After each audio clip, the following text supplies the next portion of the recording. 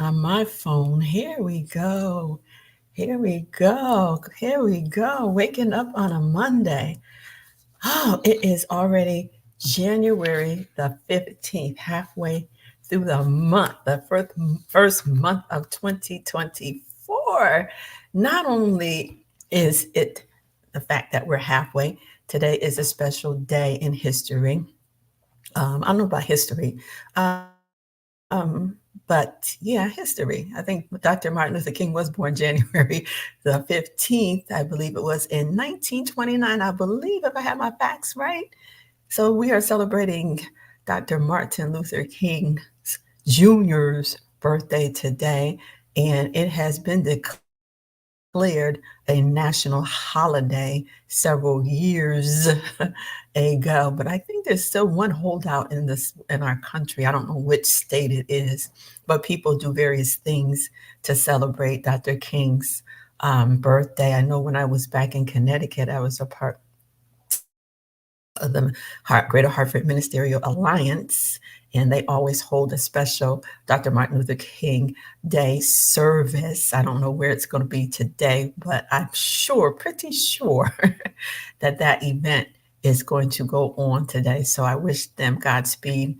And I don't know who their speaker is this year, but I know it's going to be a good one because usually they do a very good job of selecting a speaker for their annual Martin Luther King Jr. service. So Pastor Holmes, and I believe he's the president of the Greater Hartford Alliance, and Dalen Greer, Dr. Dalen Greer, Pastor Greer from Bethel AME Zion in Bloomfield, I believe is the vice president.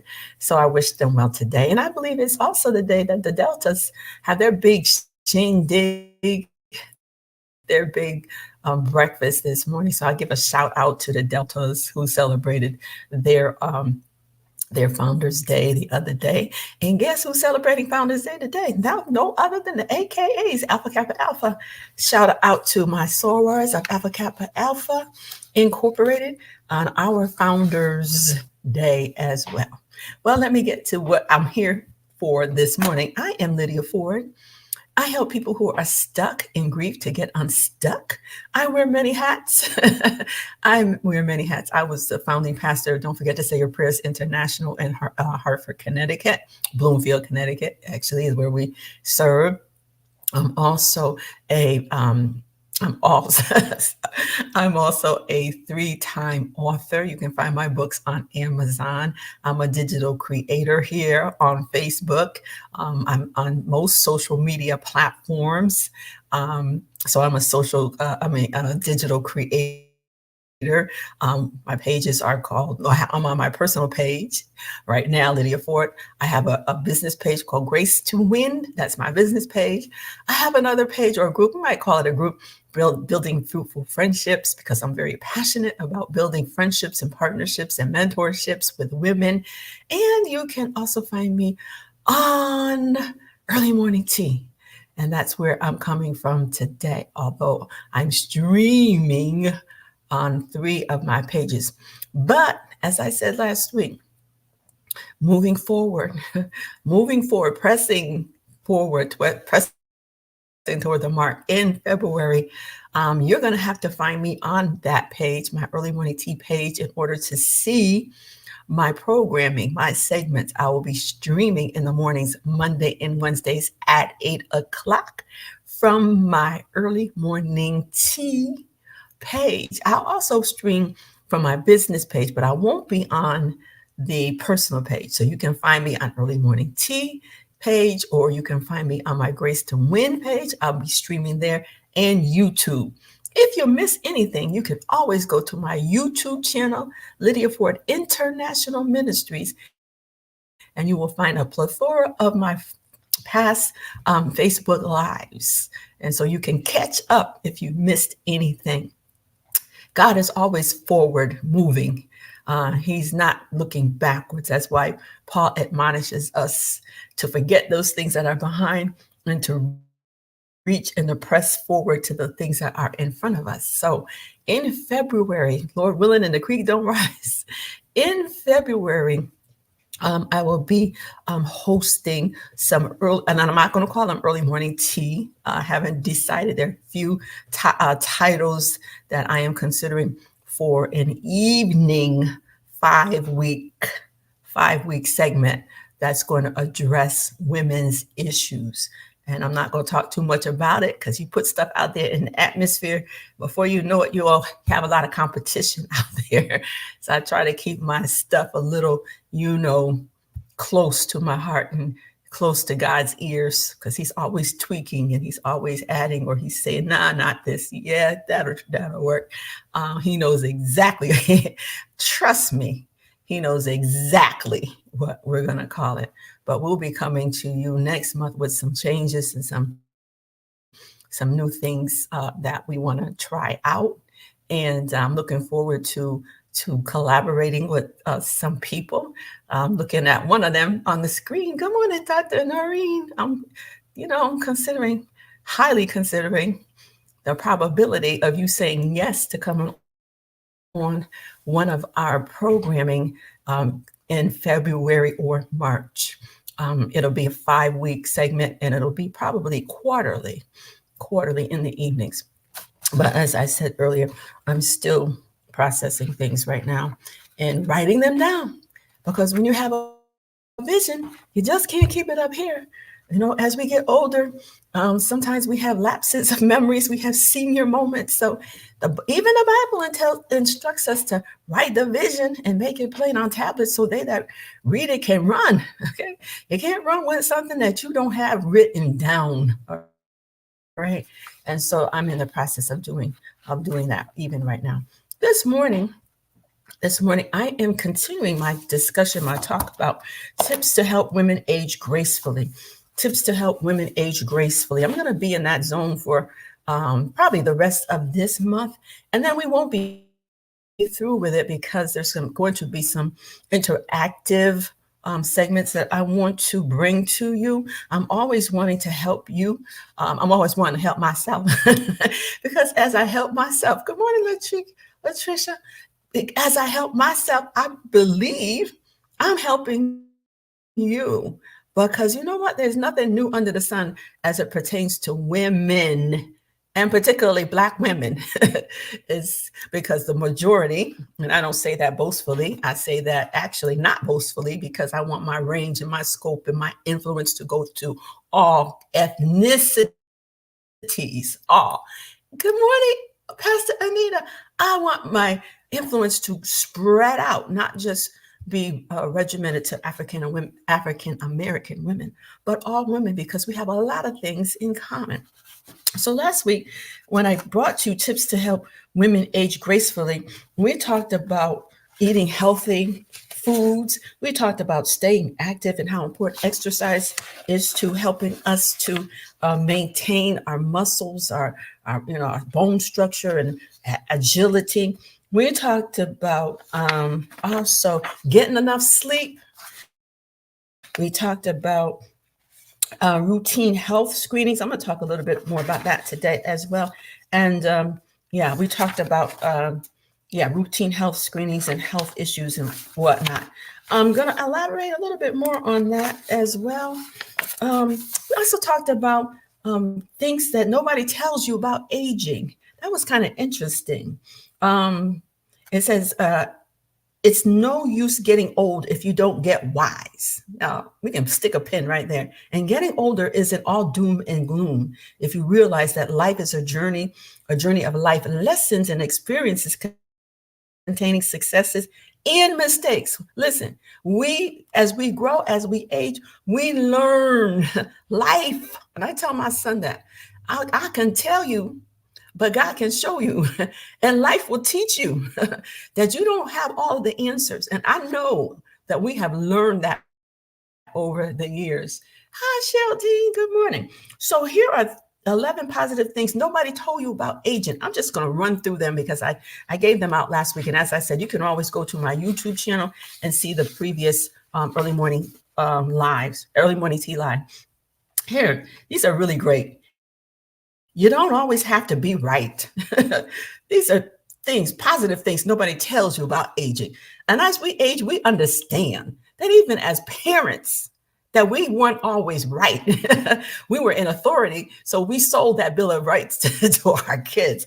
But as you age, good morning, sweetie, Shanta Samuels, I love you. Oh my God. Like I see, the Lord is already showing me people that I'm going to be tapping into to help me to launch this new endeavor next month, which I will talk to you about, my dear Shanta Samuels, because we go way back to our BFF conferences, and you are our supreme entrepreneur at those events. But anyway, I digress. When you're older, you learn not to judge. All right. You begin to want less things. You know what? We are still in the first year of 24, and it's a really good idea at this point in the first year to look around your house, your apartment, and declutter. Get rid of stuff that you don't need. As we get older, we learn to do with less stuff.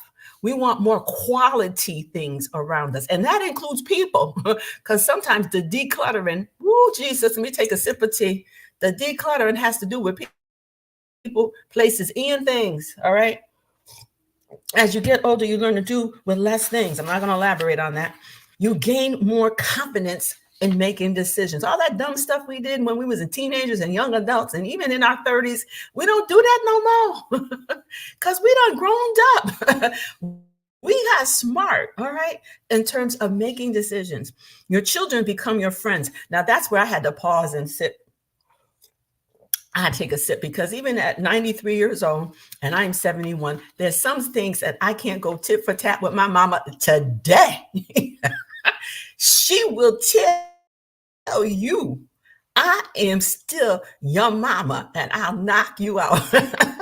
Well, she don't say it like that, but she mean what she says. So I don't know about, kids becoming your friends as they get older. I think as parents, we, and particularly mothers, we learn how to adapt to our older children, so that we can still let them know that, what, I agree with you. Some things I don't agree, but I expect you to talk to me in a respectful manner. Don't raise your voice at me. I don't know how y'all feel about it, because sometimes I got to go there with my son. Watch your tone. Can I get a witness? You can talk, we can have a comment, but watch your tone, because I will tell her I still is your mama. Okay, so that is a process, to the point where your children become your friends. I probably believe if my daughter was still here, she's in heaven, that we probably would have become great friends. Okay.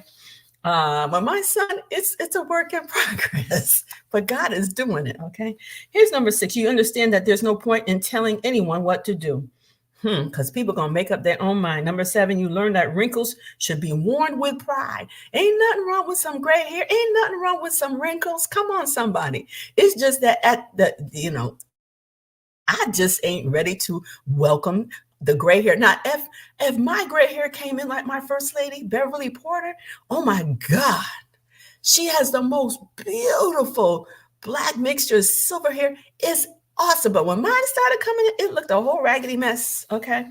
Maybe one day. Okay. But I ain't got there yet. So do what makes you feel good. Do what makes you feel good. You're able to treat your parents with unconditional respect. It's okay to play the fool again.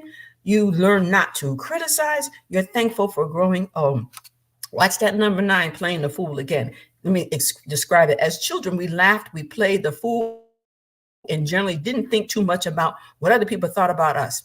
Then our egos developed, self-awareness set in, and we began to rein in our inner child and squash the idiosyncratic thought part of us that was once so spontaneous. But when you reach a certain age, sometimes you have to listen to people or hear people and not respond. So it's not so much you play the fool. You know that a lot of things that come out of people's mouth is foolishness, and then you don't even have to respond to it. All right. You don't have to respond to everything that people say. All right. So those were some of the positive things that we learn as we get older. Now, I want to talk about what are some of the things that aging women think about as they grow older, and what anxieties seem to plague this population of people. And I don't know everybody's age on here. I just, I don't have a problem telling my age, because I don't live 3 score plus 10. All right. And one more. So I'm 71 years old. And I noticed that as I have gotten over, there are more anxieties that I began to feel. And it started when I turned 65 and I had to go on Medicare. That kind of tripped me out because my primary care doctor, Dr. Joselle in Bloomfield, Connecticut, I had been going to Dr. Joselle for like 35 years. And then Dr. Joselle, he died. He died a ripe old age. He was in his 90s before he refused to give it up. He just, when he walked away from his job as a physician, a few days later, he was gone from this earth. But I digress. When he died and I turned 65, I had to seek out another primary care doctor. And that kind of tripped me out, Geraldine, because now I had to find a doctor that accepted Medicare patients.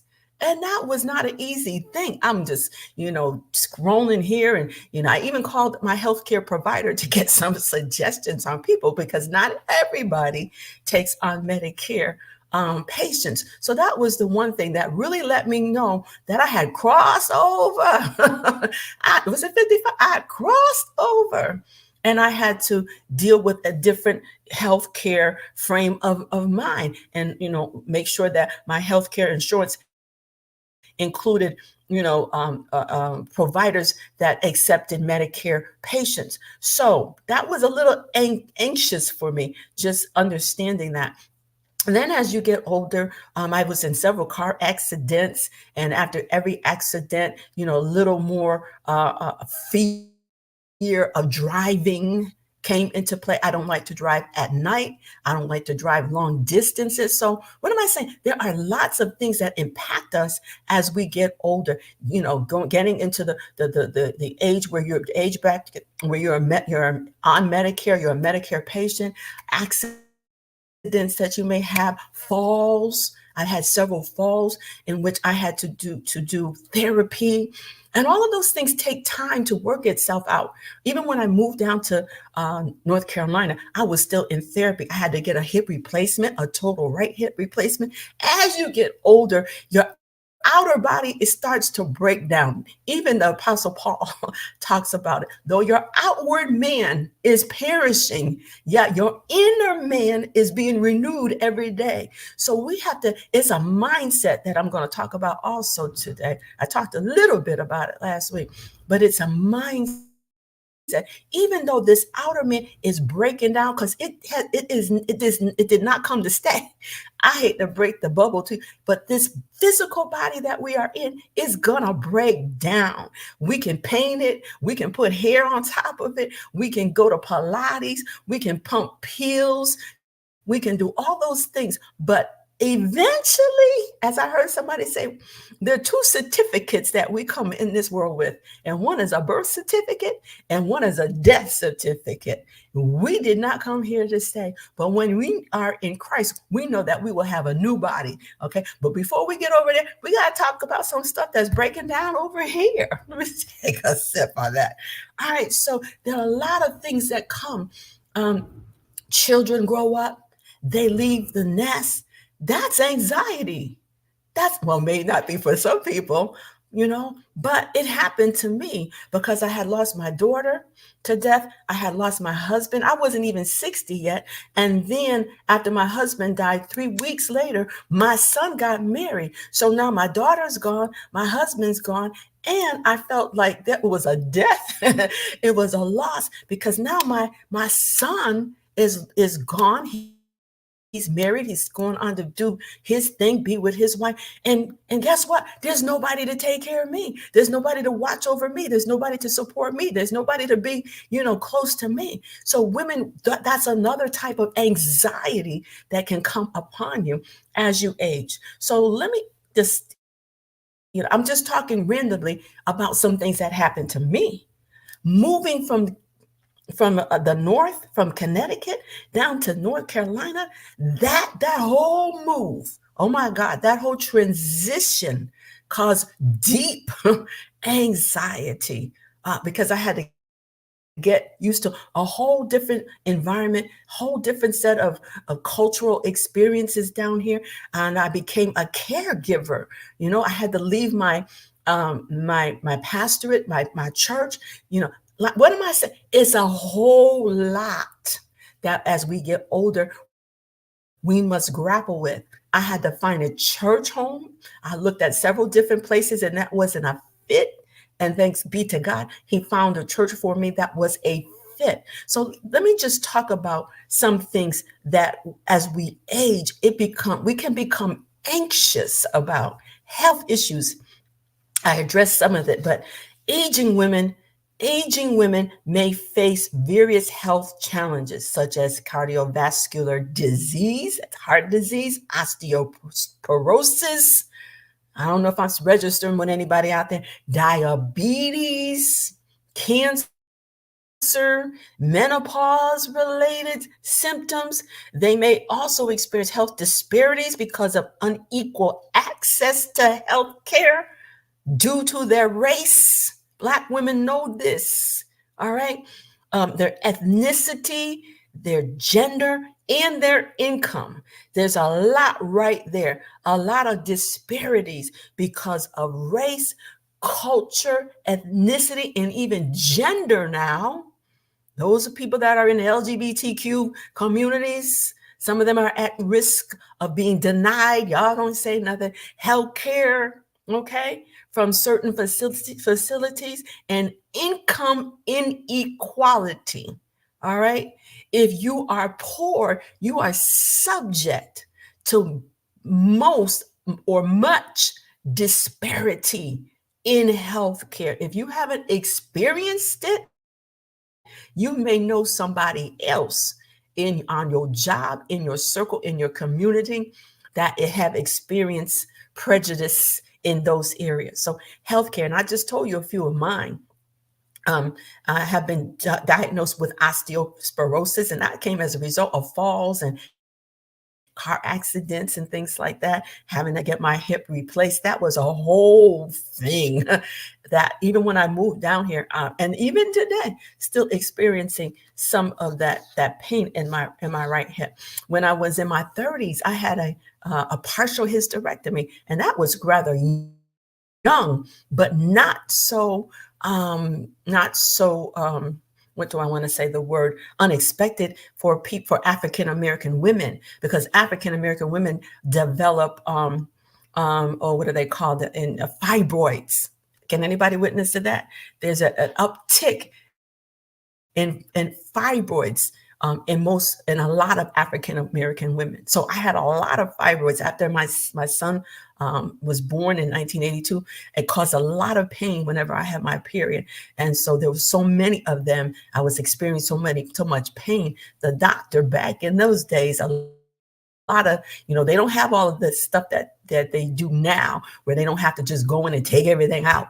But they can do laser, and they have many ways to treating fibroids. But back in the day, most of the doctors in that year or whatever segment of time, they just remove fibroids and uteruses, sometimes indiscriminately, without a viable chance of doing something else. But that happened in my 30s. All right. So that's health issues that many of us are dealing with. I was diagnosed last year with AFib. That's another thing that had to go on a blood thinner for a short time, because I was determined I'm not going to have that hanging over my head. So there were some things that I had to do in order to get off of that blood thinner. All right. So financial security, another thing that causes anxiety as we get older. Aging women may have less retirement savings and lower income than men. That's proven every day. All right. We are not at the same status in terms of income as men are. And that goes from the top down, in government, in finance, and in healthcare, and education, and social work. We just, we have not reached the equality that women have been fighting for years. They may also face higher healthcare costs and lower Social Security benefits. One of the things that happened to me when my husband died, he he just reached 60 years old and had been working from the time he was a teenager, and had been, accumulating and paying into Social Security. So a lot of women are under the false security of thinking that when your husband dies or your spouse dies, that you're going to get their Social Security. Not so, because as a teacher, we didn't pay into Social Security. I earned some points in Social Security because I worked other jobs. So in New York State, I was that they, I didn't pay into Social Security. When I got my job in Connecticut as a teacher, we didn't pay into Social Security. As I said, I worked other jobs in the summer, even before I became a teacher. I was working at Blue Cross Blue Shield, so I earned some points. And then when my husband died, I thought, I thought I would be eligible for his Social Security. No, I was not. The only thing I got pertaining to his Social Security was $250. All right. And that was the death payment that they gave you. So you have women, you have to know there's some things that we don't know. And it's because we don't ask. All right. So you can't automatically assume that you're going to be able to get your Social Security when you get 65 or whenever you decide to take it. And when your husband dies, that you're going to be walking around with 2 Social Security checks. Nah. Because that didn't even happen to my mama. And my daddy worked for the post office. So that's federal. All right. And so because he had a pension, okay, he got a pension from the government, my mom was able to get that pension, but she could not get his Social Security. She had to get, and she always credits Ronald Reagan for that because of double dipping. There's that rule out there. If you don't know about it, you better go check it out before you just assume that when you retire, you're going to get his pension plus his Social Security, your pension plus your Social Security. It ain't happening. Am I helping somebody? Am I helping somebody? I hope so, because I was really upset that I couldn't get my husband's Social Security, because that would have been a big help. That would have been a big help. Thank you, Latricia. So financial security, you have to know and check, and you got to ask questions. And then there's caregiving that I talked about several weeks ago. Caregiving. I'm 71. My mama has lived to be 93. She's the reason I moved to North Carolina to help my brother and to help my mother with caregiving. Aging women like me, okay, like some of you, may have to juggle multiple roles as caregivers for their children, spouses, parents, or other relatives. And this can affect, watch this, this can affect your physical, mental, and emotional well-being, as well as their financial stability and career opportunities. I had to juggle stuff when I moved down here. As a person, a woman called to the gospel ministry, and really dug in there, really committed to God, committed to doing the work of God. Good morning, Wanda. I couldn't just throw that away. All right. I'm in it for the long haul, but I did have to restructure how I did my ministry. I could not be pastor down here to the group of women and people that I was pastoring in Connecticut. So I had to cut that. I had to kind of downsize that, really bring it down. I'm not pastoring anymore, but thanks be to God that He allowed my ministry, Lydia Ford International Ministries, to continue to go forth, and I can do that very well because of the internet, because of social media. I'm ministering right now. So I had to learn how to be flexible. I had to learn how to restructure my ministry so it doesn't call me away as much as it called me away when I was in Connecticut. So that caregiving part is really important. You have to learn how to manage your time. You have to learn how to practice self-care. There are many caregivers that die on the job. They die even before the one they're caring for because they haven't taken care of their soul. They haven't taken care of their physical body. They haven't taken care of their mental, well-being. So it takes all of that in order to continue to provide care for whoever it is. It could be your mother, your father. It could be a sister, a brother. It could even be a child. It could be an aunt, all right, a beloved aunt or some other family members. And all of that as you age. See, people are living longer, Wanda. People are living long. I can't say I didn't expect my mom to live to be 93 years old, but my daddy's side, his mother outlived him. Let me say that again. My father's mother, my grandma Sylvia, she outlived her son. My dad died at 75. And most people would think that's an old age. You live to be, you know, three score, 10 plus five. That's a great age to die. But guess what? I'm only 4 years from 75, and I ain't ready to lay down and die yet. My point is, my grandma on my daddy's side was 95 when my daddy died. She outlived him. So, we have to be, as caregivers, we have to be so careful. I had to, implore and tell my brother who travels a lot, look, listen here. And his wife works in urgent care, so she works a long hours. I can't do this by myself. We're going to have to get some extra help to come in on days when I'm seeing clients or I'm working with clients, because I can't do all of this.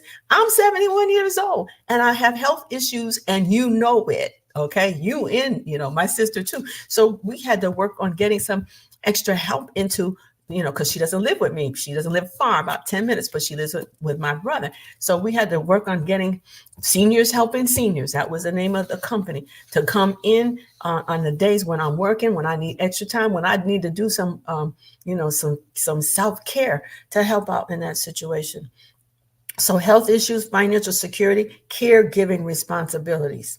Listen, you only have one body, and you got to take care of that. If you're a caregiver, sometimes you got to put yourself even in front of that and find other ways to make an adjustment so you can take care of yourself. Yeah, everyone constantly stay on me to take it. Yes, Cheryl Dean. Okay, don't let me go there on you. You got to take care of yourself. Yes, you're taking care of your 29-year-old son. Wow, I didn't even know that. Wow, shot during gun violence. Wow, there's so many things that catapult you into becoming caregivers. As she said, gun violence, terrorism, falls, accidents, and misdiagnosis from medical physicians and surgeons and whatnot. So these are some of the possible anxieties that aging women may face as they grow older. However, aging women can find ways to cope with these challenges and enjoy their latter years. And some of the strategies that may help aging women are, listen, I don't know about nobody else on this thread, but I intend to enjoy my latter years. God promised in his word, your latter years will be greater than your former years. Can somebody say amen? I don't take a sip on that. He promised in his word, my latter will be greater than my former. So here's how your latter can be greater. Seek preventive care and a healthy lifestyle. Aging women can benefit from regular checkups. Ladies, hello, once a year, regular checkups, screenings, mammograms, or whatever, colon care, vaccinations to prevent or detect health problems early. Don't put yourself last because you're taking care of somebody. Don't do that.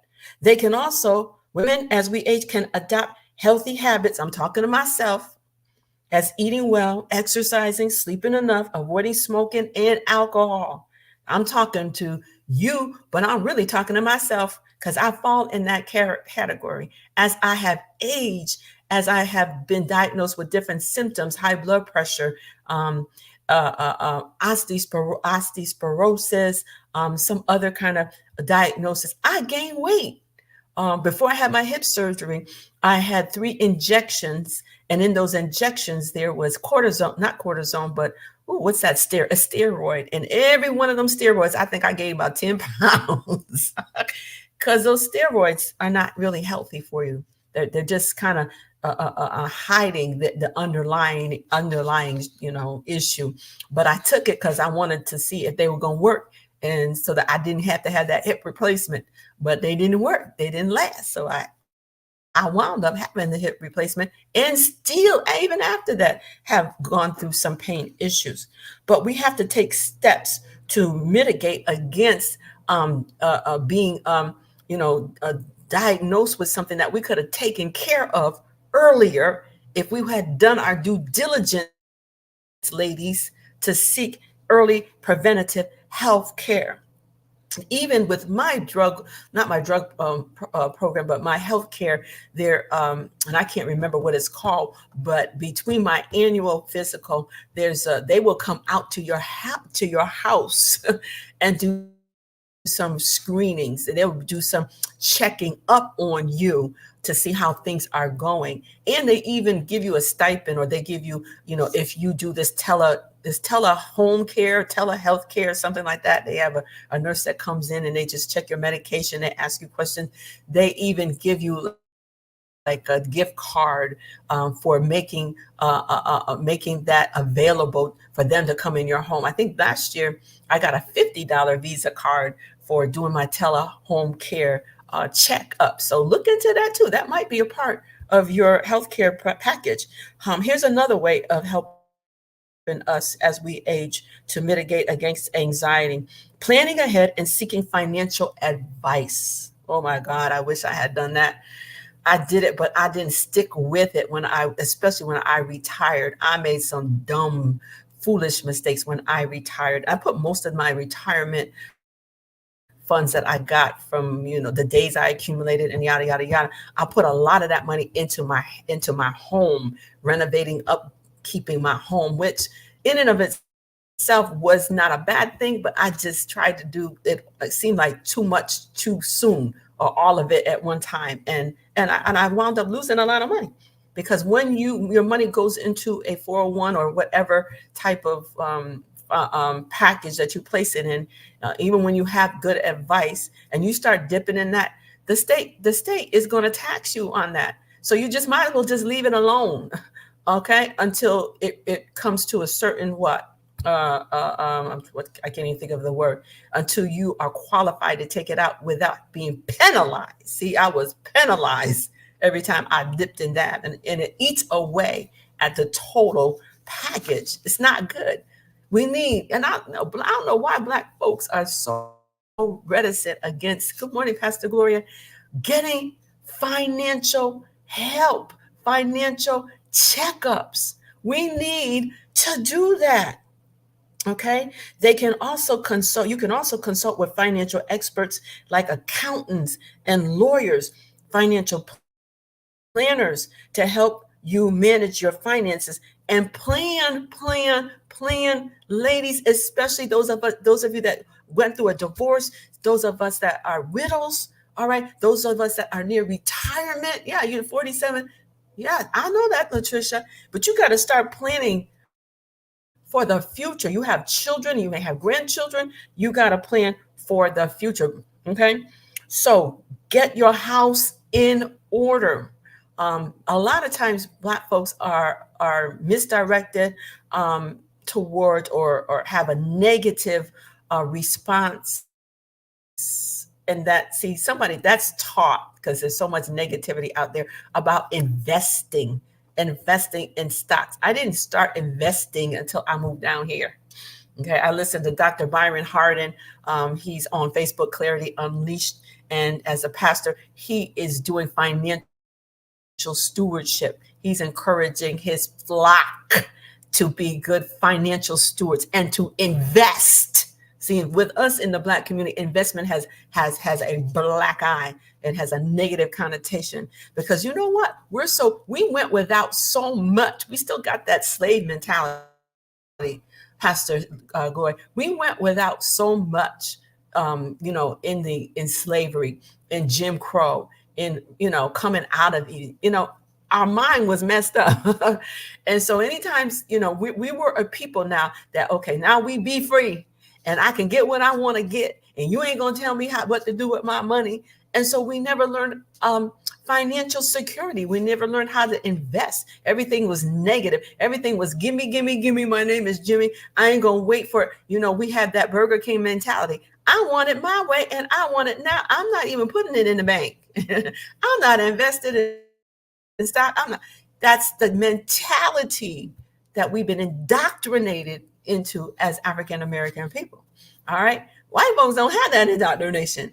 Jewish folks don't have that indoctrination. And some other ethnicities don't have that indoctrination. Because when they come over from a foreign country, they will all live in the house. Y'all ain't saying nothing. I ain't gonna call out no ethnicity. They will all live in the house. They will all share in the finances while they're saving their money and banking their money. And when Pookie and Bookie and them have raised, saved up enough money, then they go out and they go out and they buy a house. Then when Shaquita and Tanya and Libby, when they get enough money and their family is secure and they can go out there and they can buy a 3-family house or 2-family house, they're going out and they buy. But we is the only people.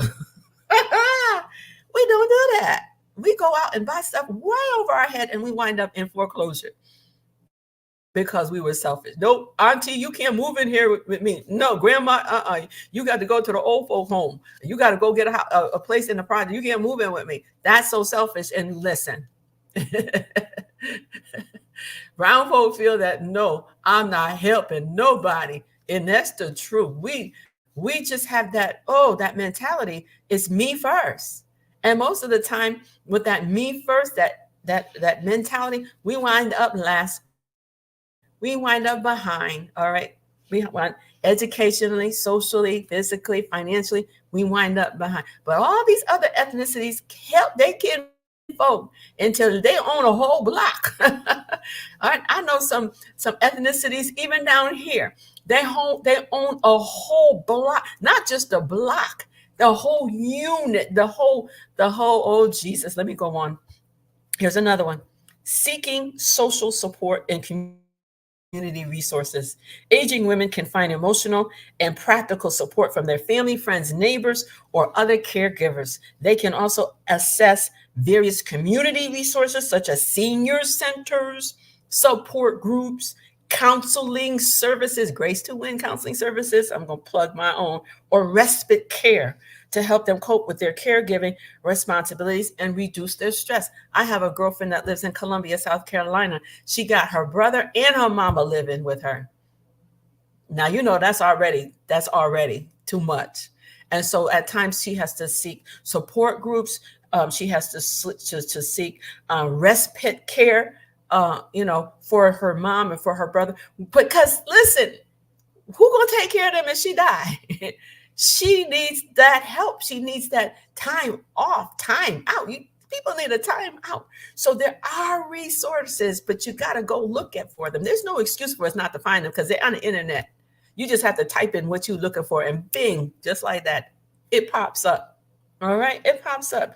You have to get, as a caregiver, listen, even for your kids, your infants, your toddlers, your element, there are support mechanisms out there, support services out there. When they have after school programs, mommy, daddy, that you can plug into so that your kids don't come directly home from school. They go to aftercare, they go to boys club, girls club, where they do activities and socialize and learn how to get along, so you can go get a medi-pedi, so you can read your Bible, have moments of meditation at home. You just have to find them. You better take care of yourself before you wreck yourself trying to take care of everybody, and you done gone to the dogs. You don't look like, ooh, Jesus. No. Let's see how. Wanda says we also kick our kids out of the age of at 18, financially insecure and uneducated and emotionally underdeveloped. How can we advance, and how can they help their elders when the time comes? That is true. We kick our kids out. I think my son was 26, and I did kind of kick him out. It was time for him to get out. because if they're not going to follow rules, then you got to go. But if you follow the rules, then you can stay in the house. And we need to keep them until they become financially, emotionally, spiritually, even sometimes. You can't force it on them, but you can live the life that they would glean from your lifestyle. All right. And learn as they get older to go back to the place where they first believe and they were first taught at the knee, on the knee, that you know what? Seek ye first the kingdom of God, and all the other stuff that they want will be added. See, we can't just because you get 16, 17, 18, 19, 21, you ain't all of that. You don't know it all. Okay. You're not stable. It's them hormones that want you to jump and get out and do what you want to do because you think you bad and big enough to do it. No, sit down in your spirit. No, we have to. Now you can model for them, you can encourage them, and a lot of times now they can stay on your health care until they get 26, 27. And with some healthcare plans, they can stay on it. So they're not struggling and they're not failing. And then they get out there in the world and they start trying to keep up, keep up with the Joneses, or they start getting in illegal activity. Okay. They get into illegal activity, illegal environments where people want fast money. Oh, Jesus. And they think that they can accumulate wealth and security, getting this fast money because we don't push them out and they don't got engaged in some other type of community with some other type of folks that are not integral. All right. So seeking preventative care, healthy lifestyle, planning ahead, seeking financial advice, seeking social support, and community services. Now I want to talk briefly about some things that affect Black women differently than our Caucasian women. Reproductive aging. Black women tend to experience menopause earlier than white women and have more severe and frequent hot flashes, night sweats, and vaginal dryness. These symptoms can affect their quality of life and increase the risk of chronic diseases such as osteoporosis and cardiovascular disease. So there are some reproductive things that happen to Black women more so as opposed to Caucasian or other ethnicities. Okay. As I said earlier, a lot of Black women tend to have more fibroid issues going on in their reproductive system, where they have to have fibroids removed because sometimes they're a barrier to them, getting pregnant and having a healthy birth. Okay, so they're just some things that are more generic to us. Stress and biological aging. You may not have heard of that before. Stress and biological aging. Black women may face higher levels of stress due to various factors like racism, discrimination, y'all hear me? Poverty, and caregiving responsibilities, which I just talked about. Stress will kill you guys. Stress is a killer. It can accelerate the aging process of the cells and organs in your body, making Black women watch this, making Black women biologically older than white women of the same chronological age. Selah. Pause. Think about that. I'm going to say it again. Stress and biological aging. Black women, African American women, may face higher levels of stress due to various factors like racism and discrimination, poverty, and caregiving responsibilities. Stress can accelerate. It can go up. It can make you age. It increases the aging process of your cells and organs, making us biologically older than our white counterparts. For example, a study found that Black women between the ages of 49 and 55, that's 49 and 55, that's just 6 years, are 7.5 years biologically older. Women 49 to 55 are watch this, 0.5 years older than white women. Pause and think about that, y'all. I'm going to take a sip. Pause and think about that. Life expectation. or life expectancy and mortality, death rate. Black women have a lower life expectancy and a higher death or mortality rate than white women for many causes of death. Here they are: heart disease, stroke, diabetes, and cancer.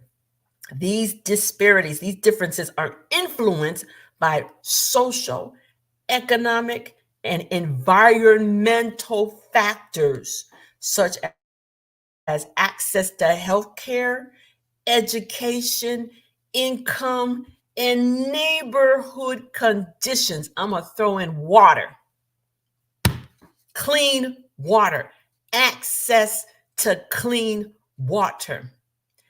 I'm going to throw in access to stores or supermarkets that produce a higher quality of food, a higher quality of produce, fruit and vegetables, a higher quality of meat. Y'all don't hear me. Water is a big deal. Water is the thing that we're going to be arguing and fighting over in the future. Watch my word. Think about what happened to the children in Detroit, Michigan. I forgot the name of the city. Flint. Thank you, Holy Ghost. Think about that for a minute. It's about environmental that can cause low expectancy and mortality. Think about the places where we are forcing a higher rate of African American women to live in certain areas plagued with violence. Y'all don't hear me. Plagued in our inner city, stuck in the inner city, in projects, in housing development, where there's a high propensity for violent behavior. That shortens not only the woman, the Black mother, aunties, grandma's life expectancy. What about the kids? What about the grandkids? Places where education is in educational systems and boards, educational systems, schools operating with less than, okay, go back to separate but equal back in the 50s, right? Yeah, a lower level. You can't get your kids in a better school systems. You have to, send them to poverty-stricken school systems where they don't care if you get an education or not. We're just talking about expectancy, life, and mortality rates for Black women. All right, the stress that it places on that Black mother to see her child. You ever see that commercial on TV, the two little kids, the mama's going to work and the kids are talking about if they don't have breakfast in the morning, they may not have nothing the rest of the day. And they have food programs in some schools where they not only give them breakfast, because we had it at Rawson School. We would give them a breakfast in the morning, a good breakfast. We would give them lunch, free lunch. And then after school, there were after school programs where they would get a snack to hold them over until their mama or their grandmama, whoever was the caregiver, all right, gave them when they went home in the evening to get food or to get dinner. All of these factors impose or impact us as African American women as just opposed to our Caucasian counterparts. So these are some of the possible aging factors that may affect Black women differently from white women. However, these factors are not deterministic, and Black women we can take steps to improve our health, our well-being as we age, okay? Such as seeking preventative care, adopting healthier lifestyles, planning ahead for your financial security. Don't you think that your financial security is embedded or is gonna improve because you got a man? Hello? Let me slip on that one. You got a man? Really? You're dependent on a man for your in 2024 for your financial security. You're dependent on a man. Well, listen here, let me help you. These same things, these same factors that I'm talking about, reproduction, stress, biological aging, life expectation, and mortality, they're even greater for the man. That's why we outlive them. Y'all ain't saying nothing. Why, Wanda? You can see the rest of it. If you think the impact of some of these things that are affecting us, lifestyle, finances, healthcare, caregiver, it affects them even at a greater capacity because we outlive them. Men are dying from stress too, but they don't admit it. Men are quiet about some of the stuff that they go through that is impacting their aging process. That's why they're dying. Strokes, heart attacks, colon cancer, because they don't practice preventative care. But we have the capacity as women to provide for ourselves. Been doing it since, Jesus, day one. Don't put all your eggs in a basket thinking that if I could just get married, my problems would be over. Really? Who told you that? Who told you that? Everybody ain't going to get married. Everybody ain't fit to get married. So you have to learn how to take care of you and your kids if you have some. You got to learn how to trust God. Yes, but he gives you common sense. And you got to vet people in 2024. A long time I didn't know what vetting meant, but I learned as I got older what it means to vet folk. I ain't talking about the veterinarian, a short, word for veterinarian. No, vet people, seek them out, find out, check them out. Talk to other people about them. All right. Do your research, do your due diligence. When you're looking for a doctor, when you're looking for a dentist, you're looking for a gynecologist, you're looking for a babysitter. Listen, you got to vet people. All right. If you want to be married, go to God and tell God, look at what a quality man is before you say, I do. Before you say, I do, you better do some vetting. You better check it out. Do you even want to get married at 55, 60, 65, 70? You may not want to. You might be do well with your Social Security and your retirement if you get one. But if that's your desire of your heart, go to God first. He gives you wisdom if you ask him. But don't put all your ducks in a row. Don't depend on a man to save you, to provide for you with God, his word, and your common sense. Okay. And support from mentors, from coaches. All right. From a community of believers. You need your circle, your sister circle, your BFs. Talk about all this stuff and get advice. And if they ain't got the advice, go to a reputable person, somebody that has more experience in whatever the area, whether it's finance, whether it's caregiving, whether it's in preventive medicine, whatever it is that is affecting you, as those things that you're already feeling as you're aging. All right. Be wise. If you lack wisdom, James tells you, if you lack wisdom, ask God and he gives it liberally. He gives it to you liberally. He's not trying to withhold wisdom from you. All right. But I am a proponent of sister partnerships, sisterly relationships, mentorship, coaching. I have a coach. I have a sister circle. I have pair partners. We can bounce things off one another. All right. All right. I hope I helped some of you, because Wednesday I'm going to talk about the spiritual part of all of this. Why are we experiencing anxiety when I just gave you some of the things that we can do to prevent it? Why are we still in cycles that in one minute we believe God, and then the other minute we say things that just negate what we just spoke out of our mouth? So Wednesday, I'm going to take you to a devotional that I am studying on YouVersion, and it's all about detoxing from anxiety. Detoxing from anxiety. We're going to deal with that on Wednesday. Breaking free and detoxing from anxiety, because you can follow all of these steps that I'm talking about. And I'm talking to Lydia Ford, because I'm the presenter. I'm the one that's telling you. You can follow all of these steps and still lay down at night and you can't go to sleep because your mind is on what happened yesterday, what happened about 10 years ago, things that your mama didn't tell you about men and kids. So we need to do this right here. Set this mind free and detox it from the things that are causing us anxiety. That's what we're going to talk about on Wednesday. So come back to early morning tea. If you don't have one of these, by the way, I actually ordered some more of them. You can have your own early morning tea cup. You can DM me if that's what you want. And so while we're talking about these various topics that relate to women, you can take, when I say I'm taking a sip, you can take a sip, you can pause, you can take a sip with me. It's like having a Selah moment. You pause and think about what I just said. All right. So I do have these available.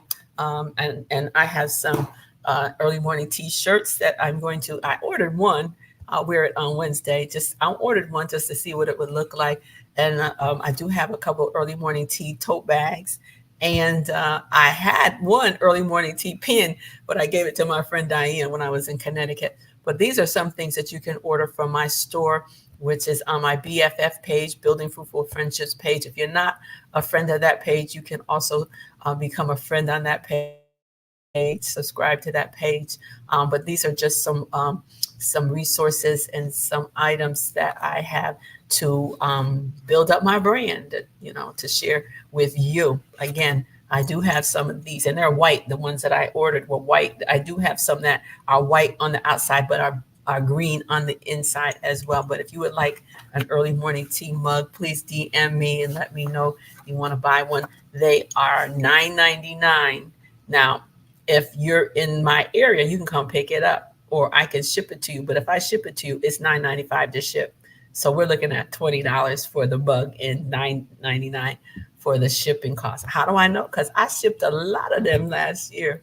And I thought that the shipping would be like about $5.99, and then at the post office like $9.99. I said, wow.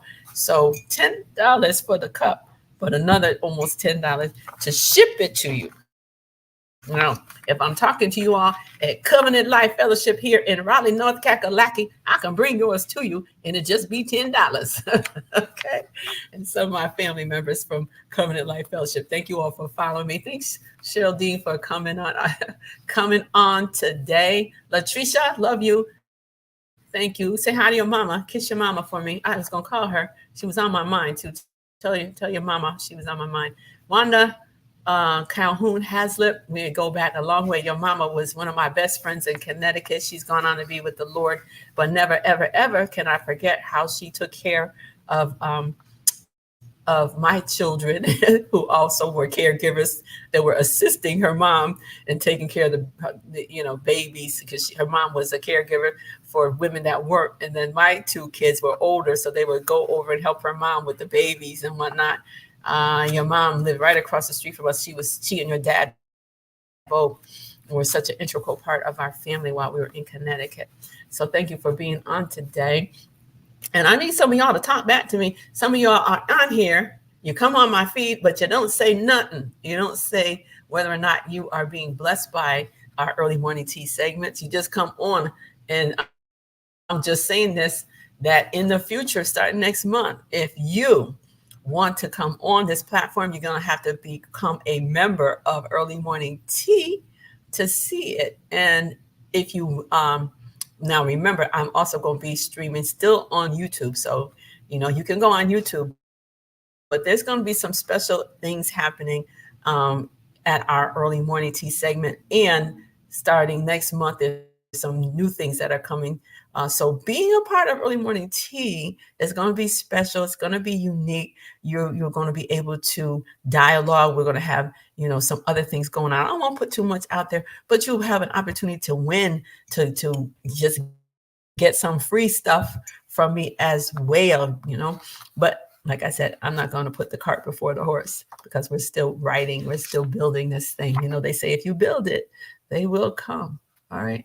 So thank you all for watching. Again, I will be back on Wednesday. My name is Lydia Ford. I am your host. I wear many hats. I have several groups on Facebook. This is one of them, Early Morning Tea. Grace to Win is my business page, because I am a grief counselor, certified grief counselor. I would love to help you. I help people that have a difficult time getting over grief and loss. They get stuck, but I help people. I once was stuck. It's like that song that said, I once was lost, but now I'm free. And I could say that about grief. I was lost, but now I'm free. And I help people who are stuck in grief to get unstuck. You can find me at www.grace2win.com. And you on my website, you can have a 30-minute free consultation to see whether or not you are definitely a candidate for a grief counselor. Counseling, it might not be you, it might be somebody else that is just stuck. They don't know what to do. They're just in a cycle of depression and not understanding that your future is never tied to anything that you've lost, whether that's a person, place, or thing. Your future is still ahead of you. You just need some direction. You need some tools in your tool bag. You need some strategies to help you get out of that cycle, that syndrome. I don't want you to cope with it. I don't want you to just survive and just make it. I want you to thrive. And I want you to be the best version of yourself that you can be. So that's my business page, Grace to Win. Again, you can go out there. You can DM me if you want more information. You just want to chit chat for a minute. Here and available to you. And then there's my Building Fruitful Friendship page. Please subscribe to that page. I have over 200 and something on there already. And I ain't even boasting about that because there are people that have millions of followers, and I can't say that, but God knows who needs to follow me and so into my ministry or my business or whatever. I don't compete with anybody. I don't have to. There's only one Lydia Patricia Fulton Ford, and I am the original. Okay, I am the original. I started talking about taking care of the soul back in, oh my God, 2008 with my Soul Talk for Women in my home. Soul Talk for Women, making it available for women who wanted to learn more about God, who wanted to learn more about their passion, about their purpose.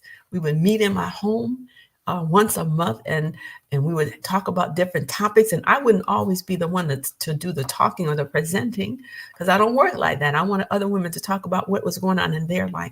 But out of that Soul Talk for Women that started in 2008, evolved the BFF building. First, it was building. It wasn't building. It was Best Friends Forever. That's what we called it. That's what we called the conference that came out of Soul Talk for Women, Best Friends Forever conference. But then when it came to I think it was the 10th or the 11th year, I changed it to Building Fruitful Friendships. Because as you get older, ladies, it is so important to be connected to a community of friends. My mother said, you don't got to have a whole lot of friends, just enough for the fingers on one hand. But I thank God that he has opened up and allowed me to have more friends than just on my one hand. Now, you're going to have friends that are even closer, because even Jesus had Peter, James, and John. That was his inner circle. You might wind up with just 3 friends, or maybe just 2, that you can really talk to and tell them things that you may not tell the other in a wider group of a circle of friends too. But we all need somebody, all right, to talk to about what's going on in our life. So I invite you to become a part of this community, either with Early Morning Tea, Building Fruitful Friendships. And if you need personal counseling, even if you need personal mentorship, that is something that is available to you. And that is so also an ongoing process, an ongoing vision that the Lord is preparing me for in the future. All right. So thank you. And please share. Sharing is caring. And again, I will be back here on Wednesday, Lord willing, and the creek don't rise, with some more information on how to age gracefully, so that your latter years will be much more fruitful than your former years. And I have scripture. I'm not just talking out the side of my mouth, because there's scripture that backs that up. In fact, I'll bring some of that scripture that talk about, you know what? Your latter years, as we age, that's not doom and gloom. You should be looking at that as a foreboding thing that you're going to encounter in the future, because God has a wonderful plan in your life. He specializes in using older people, wiser people, more knowledgeable people, more people of grace and mercy and compassion. Because sometimes the young folk ain't got that. You in the way. Get out the way. Get out the way. You too old. The old ideas. But God specializes in using us still in his older age to be a blessing to the kingdom of God. All right, the kingdom of God. All right, y'all have a wonderful day. And again, sharing is caring. I want to know, I think I had to take a poll and ask you, how has early morning tea affected you in your life? Because I've been doing this now for going on 3 years now, maybe 4. I started during the pandemic. See how fast time goes. But when I got down here, I kind of, up my game a little bit. But it would be good to know and share and let me know what it is that you might want to talk about. We're talking about aging. Maybe I haven't talked about a topic yet that you want to deal with, but we can do that. Share some, information with me. Don't be shy. Don't be scared. Okay. All right. Love you guys. Sheila, let me say, completely devastated by my doctor who retired, had her for 32 years getting used to my new doctor. Yeah, it's impactful. When my doctor died, and he was a Jewish doctor, and he called me Lyd. He said, "Hi, Lyd, what's going on?" It was very personal. I had him, and he was an old man when he died, but I had him for like 32, 33 years. And it was funny because once I had to go to him, I had fallen out of my car. I put my car in reverse or something, and I didn't know I didn't have my seatbelt on, and I was opening the car to go back into the Infinity dealership because I wanted to ask them a question because I was at Infinity. Didn't realize I didn't have my seatbelt on. Didn't realize that I put the car in drive. Opened the door and fell out of the door. Fell out on the ground. Wound up going to the doctor, and I told him what had happened. And he actually kind of laughed a little bit, like, "How did you do that?" And he's like, "What did you do?" But anyway, he was a great doctor. And I was just devastated because I had to find a new one. And like I said, when you change over to Medicare, become a Medicare patient, you really got to go surfing. You got to really, strategically look at, different providers to see which one is a fit. Even down here, I had to change one of I had an African-American woman doctor, but she got moved to urgent care. And then I had another woman doctor that didn't click with me. So I had to change doctors. Now I have a Latino doctor, and I really like him. So you don't have to be stuck with a person that does not connect with you, not really, you ain't vibing together. No, you have options. You can change. You can change doctors. I don't care if it's an orthopedic doctor, a heart doctor. I don't care if it's your regular practitioner, ear doctor, eye doctor. I've changed doctors multiple times. So, you have the freedom to do that. All right. Don't let nobody take your freedom away. Okay. So who else was here? Again, Cheryl Dean from Covenant Life Fellowship. Thank you, Anita. Pastor Anita from Lady Overflow in Ohio. I hope our paths will cross again, Pastor Anita. I so enjoyed you at the international conference that Minister Sharon White convened last November. It was awesome. And Catrice, good morning. We need to talk. There's some things we need to talk about in dialogue. And again, Dr. Noreen Davis, I've seen you come on my feed several times, but you don't say nothing.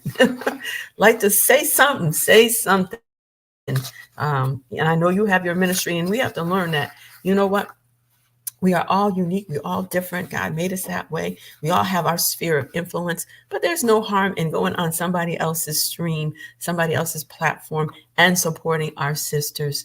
And usually if I do that, I just not going there just to say I'm there, but I usually will say something about and click on those memes or those icons or wherever. But it would be great to hear from you. Matter of fact, you were somebody told me about you And it's good when somebody can share information because you have a theme or you have something in common. So, woman of God, love to hear from you. Love to hear your comments. And there's some things that God is sharing with me, even about inviting you on to be one of our speakers in the new year. So we'll see what God says. I only do what God tells me to do. I ain't trying to be more than what He created me to do or to be. I ain't in competition with nobody because I ain't got to. Okay. What is for me is for me. And you don't despise small beginnings, because those small beginnings, God can take you before kings and queens. All right. All right. I'm going to stay right in my lane. That's what I was going to do. I've always done it. I am a starter. I'm a visionary. I do things that God places on my heart. And whether or not somebody else does something similar or whatever, that doesn't negate or that doesn't downsize what God gave me to talk about or me to do. He is infinite, and He knows our path. He knows the way I take, and He knows my passion for women. He knows my passion for grief counseling. He knows my passion for making friends and building relationships. And that's what's important to me. And I try to stay in that lane. And if I stay in that lane, He will bless me. He will bless me. All right. God bless you. I'll talk to you all. See you all on Wednesday, Lord willing. Bye. Don't forget to share.